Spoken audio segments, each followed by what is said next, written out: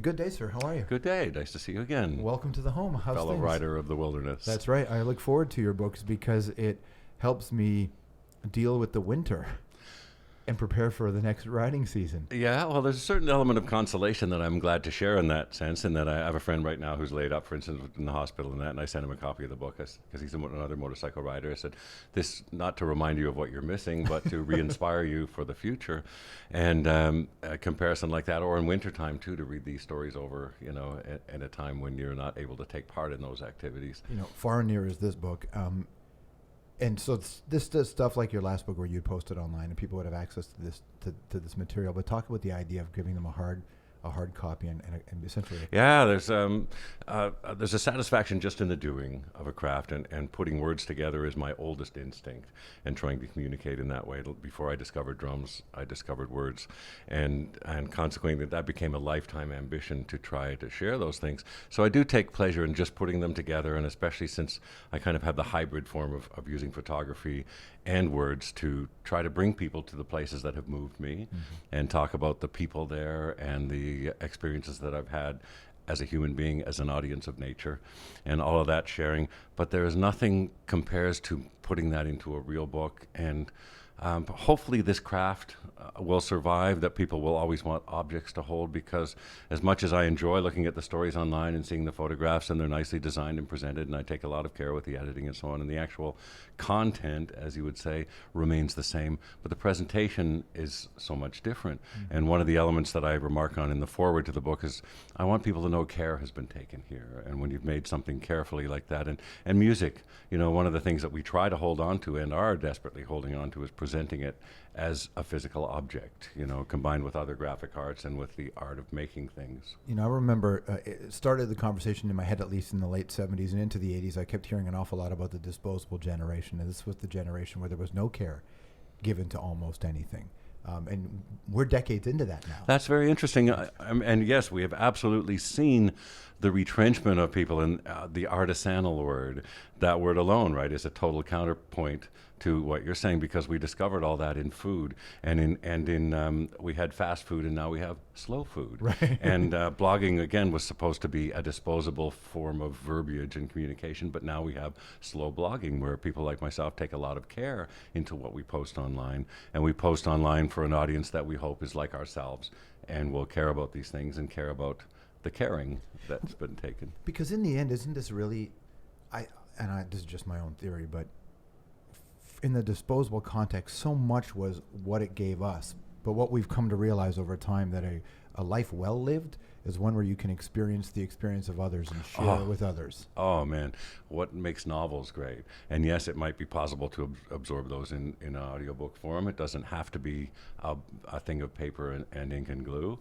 But yes, that is the thing we're fighting now, is the polarity, isn't it? In the disparity that people display in their interests, and the cliques that they gravitate towards necessarily polarize them more and more. And what we're losing is that commonality of understanding how another person lives. And you as a traveler, that's one of the greatest gifts that I feel, is riding past people at work and people at home, people with their families, people with their friends, and observing all of that. And one reason why I do like traveling alone, it is a bit solitary and morose, and it's awfully nice to have a companion at the end of the day to talk about things with. But on the other hand, when I travel alone, I am much more in tune with the people around me. And if I'm sitting at dinner, I'm eavesdropping and I'm looking around and collecting stories, in a sense, but collecting other people's lives. And if you want to be any kind of a commentator on life around you, you can't lose touch with that, or you really have nothing to talk about anymore, right? If you're not in touch with looking at these people and feeling for the field workers that I ride past in agricultural areas, or looking at small towns and going past the courthouse, and there are so many bits of life, and diners and motels and gas stations, and watching them rise and fall over time, and thinking, oh, I bet that person's sad they had to close their restaurant, because that's some person's restaurant, right? Right. I often think about, when I was reading a lot about Woody Guthrie and how he was talking about even that Dust Bowl era, just talking about what Americans were going through in the South specifically. And now I ride through parts of the States, the same places I rode through first 20 years ago, and you see it change. And you can see similarities. You can look around and think, right, this is a place that is never one thing. It's constantly being born and dying. I don't know where we are now because I haven't seen a lot of the rebirth yet in certain parts of the country. No. But I see it in people's eyes, and I see, well, you're not, be it the connected generation or whatever it is we are now. You see that people know that there's another way. There's options in life. It's just a very interesting thing to look at people's eyes now and think, this isn't 50 years ago. Right, in very many ways, and for good and ill, Yeah. you know, and you have to look at eventually the positive side of the revolution in media and publishing and music right now is wholesale. Right, it's complete, from the lowliest guy in his garage with a guitar to the corporations that own entertainment. All of it is Right. changed and gone. People are finding new ways through it. That's so encouraging to me, and finding new ways to make it work, as it were. And that's what it'll take. And I've noticed in print journalism, for example, you notice them getting smaller, but suddenly there's a resurgence of tightness and professionalism now that's a leaning effect right now, and it might come out of it healthier, and maybe people still will want print journalism, and maybe it goes more and more toward a tablet and all that, but the quality of thinking and writing and analysis should still be in demand. I think there's also an element of just, we've all looked around and went, okay, the bastards have been lying to us. Right, we've figured it out that people have been bullshitting us for so long that if we don't start reading real quality journalism, we're going to fall prey to that as well. All right, and the gift that novels can always bring of the insight into other people's lives. I think as for me, the greatest gift of fiction really is I'm a willing surrenderer when I read, and I can fall into a fictional or a non-fictional world easily, and if the writer is skillful to bring it alive for me. And I'm exposed to those sides of life, and like you described, not just in history, but in the present day, and to develop a true empathy for other people, and not to be judging them as the architects of their own destiny, which very few of us, let's face it, have the privilege to be, That's right? true. We're so much circumstantial of what was allowed to happen to us, and then what we maybe had the character and the good fortune, again, of genes to take advantage of.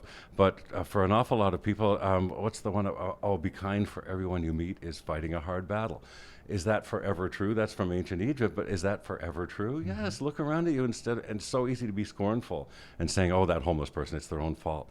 Really? Yeah. Mental illness is their own fault, right, you know? Right. So I get impatient with that level of coldness, and at the same time am nurtured by that level of empathy when other people bring that home to me. I suspect that's always been part of your story, but or has it not? Have you grown It into has, it? and it's absolutely grown over time. And I'll never forget my shock.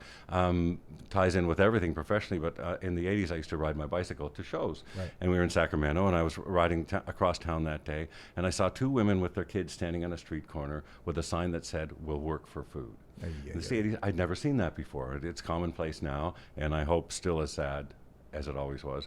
But I was shocked to see this. And again, these were not reprobates, and I grew up with, you know, the hobo jungle in St. Catharines when I was growing up and all that. And you grew up, and at that time too, I thought they knew a secret. Like when I was a little boy and I knew about the hobo jungles and all that, and I thought, oh, they retired from the world because they knew something that we don't know. Right. Something like you just said, right? Yeah. And they probably do, by the way. They may well have. Yeah, and looking back at hobo culture has not been examined as much as it might be. I think it was remarkable through the Depression years, the secret language and code letters they used to put places and how they survived all that. And I see a bit of that in RV gypsies. There's a comparable subculture going on right now. I see around the back streets of LA where people live in old wrecked up RVs, and they must have some wireless among themselves telling them what streets are safe to park on, and finding some way outside the system. Down on Rose Street in Venice Beach, I see an awful lot of them pop in and out, and there was one that was on my street, and I always look in that, they put newspapers on the windows, and I think, the Tom Waits lyric, you know, what's he building in there? All right. What's he building? But not from a place of uncomfortableness. I just like, I bet you That's really mine cool. is curiosity, absolutely, as it was as a little boy. I was curious about those hobos. I suppose all this can't not impact your lyricism. Oh, I absolutely hope that it does. And I traveled a lot in Africa in the late 80s and 90s, and certainly it changed me forever and gave me a level of generosity and understanding that does and should change you forever. And to where I could never stand to hear anybody complain about slow room service again. You know, in those respects, you become much more adaptable as a human being, and more generous and more understanding about the other ways that there are to be. Travel in Mexico among those people and try not to be moved. You know, you shouldn't try not to be. You should just absorb that culture for how rich it is. Right. And the same in West Africa. You know, you're traveling through an ancient culture that is completely different from ours, and you can either dismiss it or you can go, wait a minute, these people didn't have writing, but all of them speak 6 languages. Their oral tradition, they all know 600 years of history, and the stories that they can tell and the wisdom of their little sayings is beyond us. It's separate from us, and it's not to be judged. It's to be learned from, learn their sense of time, learn their sense of the word, the spoken word. Some of that stuff is, when you go to sub-Saharan Africa, North Africa, you can see it because it's a stark contrast from what we grew up with, right? So you can see it.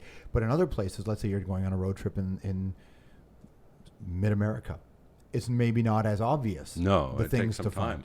And you have to dig out the history. And one thing I've learned in writing is that when I stumble across all those histories, just off the top of my head, Jerome, Arizona, I thought of.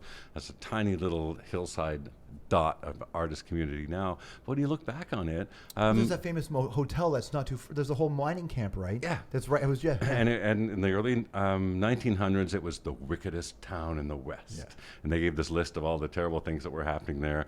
And as I go along now, I plant for my readers. Look, there are a lot of stories here. If you're interested, I want to keep moving with the rest of the story for the rest of my audience. But if you're interested, man, there are stories there.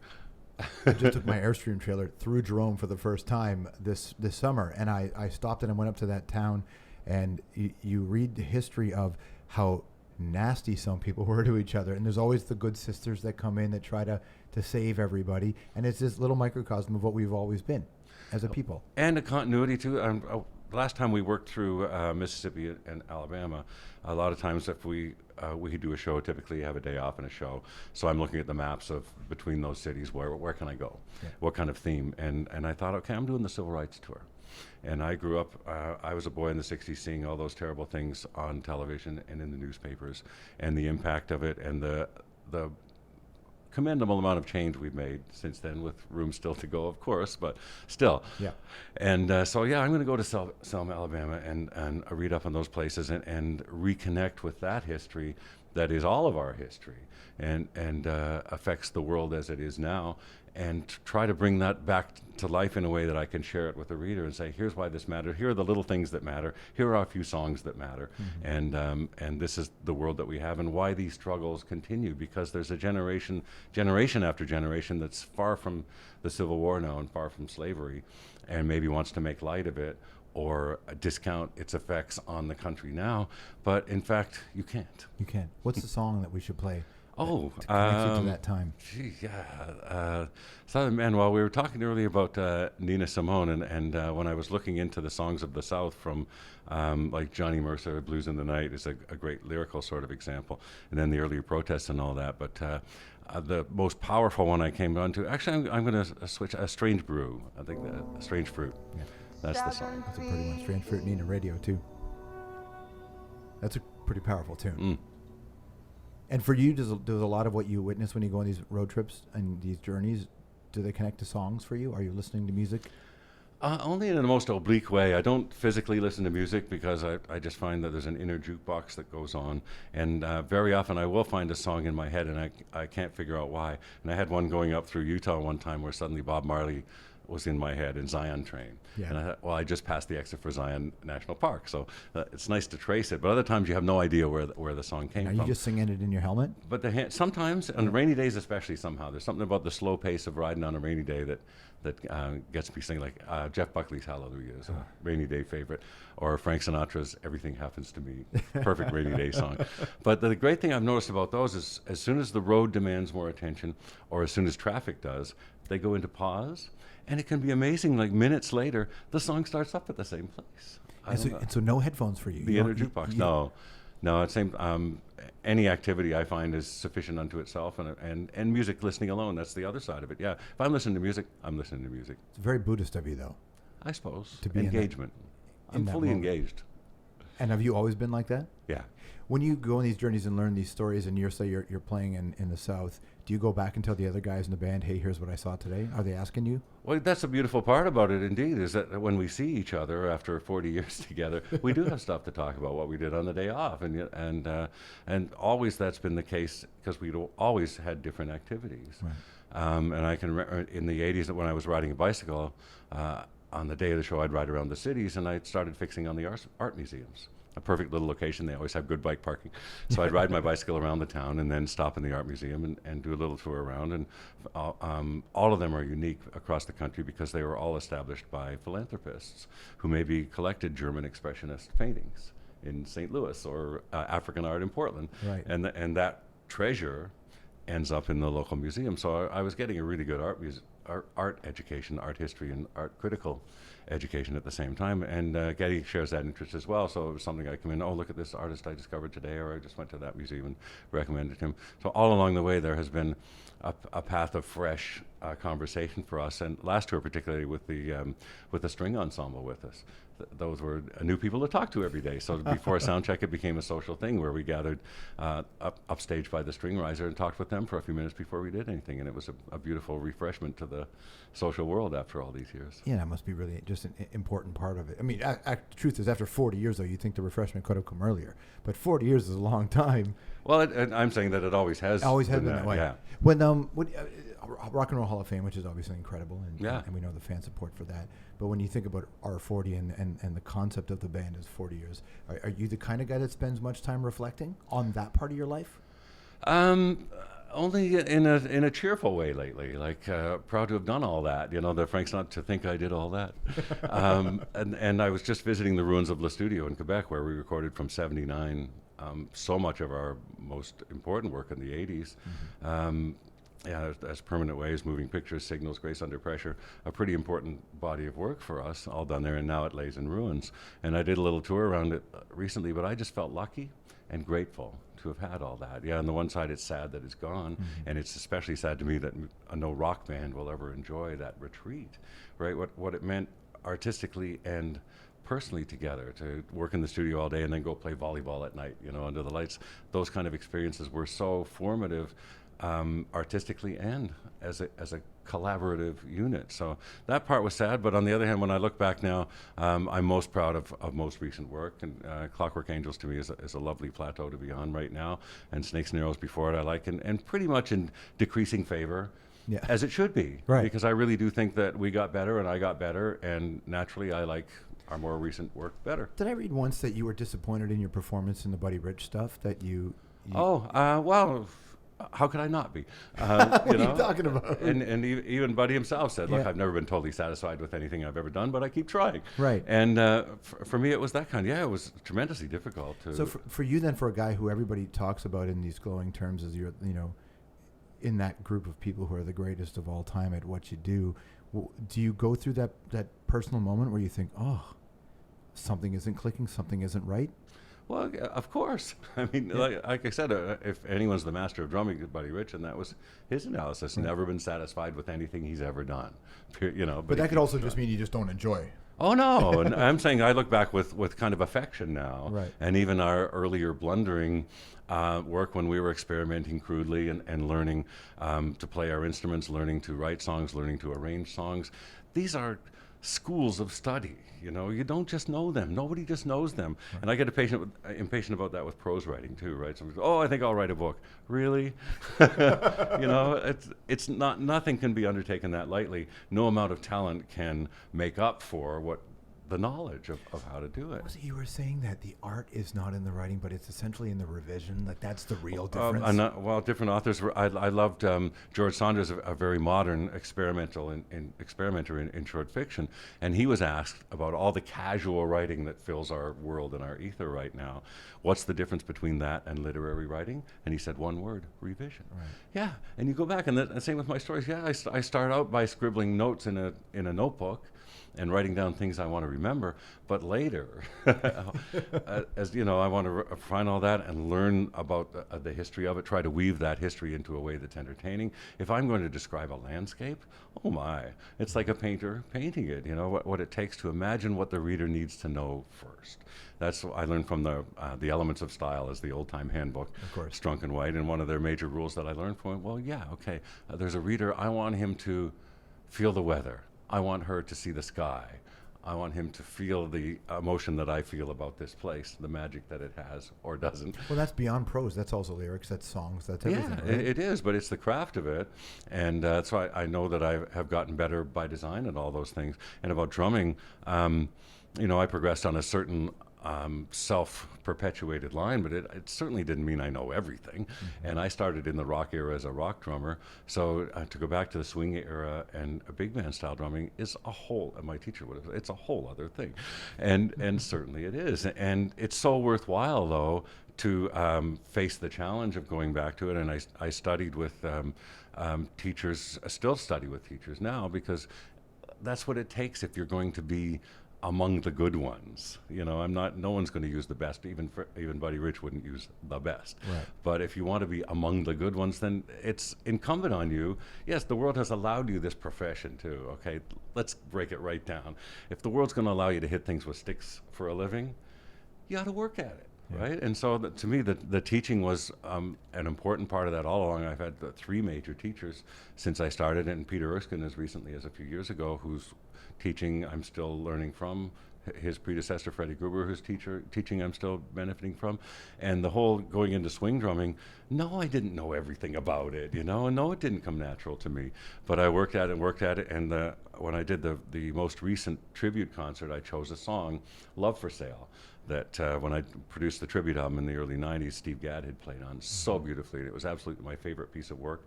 So where do I set my goal? My Pretty favorite, so that became it. So when I studied with Peter Erskine that year, it was all toward performing that song and all the things that I needed to learn and all the things that I could learn along the way. And the simple dedication to learning gave me a whole other gift that I didn't sign up and pay for or practice for. And it was a new understanding of time that gave me an improvisational ability that I had never had, ever, and always wanted. And there's two kinds of drummers or musicians you can be, really, compositional or improvisational. I was always compositional and happy about that. And all my best known drum parts are very carefully composed, intricate element by intricate element, but that's fine. But I didn't want, I wanted more. So through that process I described, then I was given access to the world of improvisation. Could we imagine a time where you take some of your early records and you just re-record the drum parts for them? Another way I could do it? It sounds silly, but of course we've discussed that, because over time circumstances affect things so much, and there are certain songs that we believed in. Here's a good example of the Rush way of doing things. We've never given up on a song. We do not have a single unreleased song in the world. Seriously? No, ever. Because if we went far enough, we believed in it, right? We kept working on it. A lot of stuff got thrown away before it got that far, right? Or siphoned into other songs. I call my lyrical file the scrap pile, and I go when I'm looking for bits and pieces. And musically we're the same. If things not happening, we throw it away. There's one song on Clockwork Angels that was Wish Them Well. 3 times we wrote that song and threw it away, and it was the third version finally that pleased us all. So all the way along, it took that. The will was only fed by the inspiration to, we believe in this song, but inevitably when you get to the recording stage and the mixing stage, it might not be what you envision. So we all have those certain songs that, I believed in that song, I thought it would be more. And here's a good characteristic thing too in terms of mixing. Mixing is always the end of waiting for me, because when we first make a good demo, I'm done. Okay, that's what I wanted, that's perfect, I can live with everything else. Or Geddy's very meticulous, right. And he calls mixing the death of hope. So so when you get to that stage in a song, where you believed in it and it didn't quite reach the... What is mixing to Alex? Alex is a more spontaneous individual all the way, and again, he would be a lot quicker about it, I think. And all of his performances are spontaneous. If he learns a rhythm part for a song and all that, that might be done in a more methodical style. But his solos, he just whips, right? And that is his nature and the gift to it. And you can be sitting there, and Geddy and I are meticulous about working together and all that in an arrangement. Where Alex will be sitting there fiddling with the guitar and go, "What was that?" "Oh, I don't know." It just brilliance can, and that's why when the two of them, for instance, we divide up perfectly, because if I'm working on lyrics, Geddy and Alex working on music, and that's what they do. Geddy just knows, he just turns on the recorder, they start playing, and then later he siphons out the bits of genius that Alex has thrown off literally along the way. So that's part of the chemistry too. And those melodies, none of that stuff, or those things ever pop into your head when you're writing. You've been successful at separating those two parts of your brain. when I'm riding Yeah. on the motorcycle? Yeah. Well, music is always playing, but I have no control over what it is or bother. So I might spend the whole day trying to remember the lyrics of one old song, you know. Just But none of them are yours. Like you don't get off the bike one day and say, I think I have a lyric for a new it's Rush not tune. a creative endeavor. There's such a matter of will and focus and concentration, and that to me is the opposite of creative thought. Let's talk about that word will, because isn't what this is all about really in this life? I think it's so much what it takes, not just to accomplish anything, but to resist all the other stuff, right? You have two paths, and especially if you're in the arts world, and especially if you've been in the arts world in the 60s, 70s, 80s, 90s, there's not only been a lot to accomplish, but a lot to resist too. Yeah. So, yeah, absolutely, will is a part of that, and a reason I was saying before why a lot of artists surrender, you know, to demons and temptation, because they lack the will to resist it, and it's a tragic thing. Again, so much trash is talked about people, and God, there's I see stories in passing about some actress that's obviously mentally ill, and people keep tormenting her and chasing her around. What's wrong with people? Can't you see that? And even some old sports team owner that started spouting off nonsense because he's demented, right? You know, and somebody betrayed him, and they're portraying all this stuff in public. And if anyone knows someone who's gone through that and the humiliation of it, for the person and for their family, should that really be of public concern? Mental illness of any kind, is that a joke? Well, it is the modern Christians in the lion's den. It is the modern Colosseum with the Romans, right? Which is everybody that gathers around to watch somebody pay for it. Yeah, I don't like it. Oh, it's terrible. But perhaps it's just one of those parts of us as humanity and humans, right? And possibly will evolve it. And there, I picked up a germ of hope from you. Just in that, because we used to do that kind of stuff, right? Mm-hmm. And thankfully, I guess our arena of public spectacle isn't quite so gory and sadistic now, and perhaps that's evolved. And we talked a little bit earlier about civil rights. Yes, there's far to go, but man, consider it 50 and 60 years ago, right? What people went through, and just imagine some here's another good song coming up for you. Sammy Davis Jr. Playing in Las Vegas, not being able to stay in the hotel where he's singing. But there's a great album made together in '66 of Sammy Davis singing and Buddy Rich's band playing. I think if you can find a song from that, we can find it. Play one. I think I have it on my hard drive, actually. I think we can. Thank you so much for spending the time with us. Give me, and the people listening, 3 roads we can't miss that we have to ride. Oh, God, that's the things I don't ever think about, but I'm going to go take it a little bigger. 3 geographic experiences with roads going through them. Better, yes. How about that? I like that. Okay. Well, mountains are, of course, about the biggest geographical attraction. I'm going to pick the Sierras from Yosemite, the Tioga Pass, going east over the Sierras from Yosemite. What's the right song to play for that? You shouldn't play a song. You should be riding that bike. Well, when on this radio show, what should we play? What does it feel like? Can you think about it? Yeah, that's majesty. And I'm trying to describe actually Western landscapes, not to get off too far, but I come to musical metaphors like that. And when I first stood in front of the Grand Canyon, for example, it was a power chord. Yeah. It just brushed me back like ching. And Utah, the rock formations there just reminded me of classical. I would look at one of them and say, "Oh, Mahler." Yeah. You know, they just have that kind of grandeur and can be emotional impact. Their light seems to radiate out of them later in the day. So I'm going to say Utah too, and just in general, to travel south to north through the national parks of Utah. Mm-hmm. That's easy. And then I'm a big fan of deserts. Yeah, see, those are 2 kind of mountainous ones. I've got to send you across the Mojave. Mm-hmm. Traveling northeast from Palm Springs through Joshua Tree National Park, and then up to Old Route 66, mm-hmm. and up through Death Valley into Nevada. I think if you did those 3 rides, that might be a bucket list. And if you ever have an occasion to stop at 29 Palms, there's a rib shack just to the west of the entrance to Joshua Tree, which I don't eat the ribs anymore, but when I did, it was almost worth living just for that. Oh, Arkansas is for ribs, but that's another conversation. Good to see you, sir. Thanks for your time. My pleasure. Right on, Neil Peart.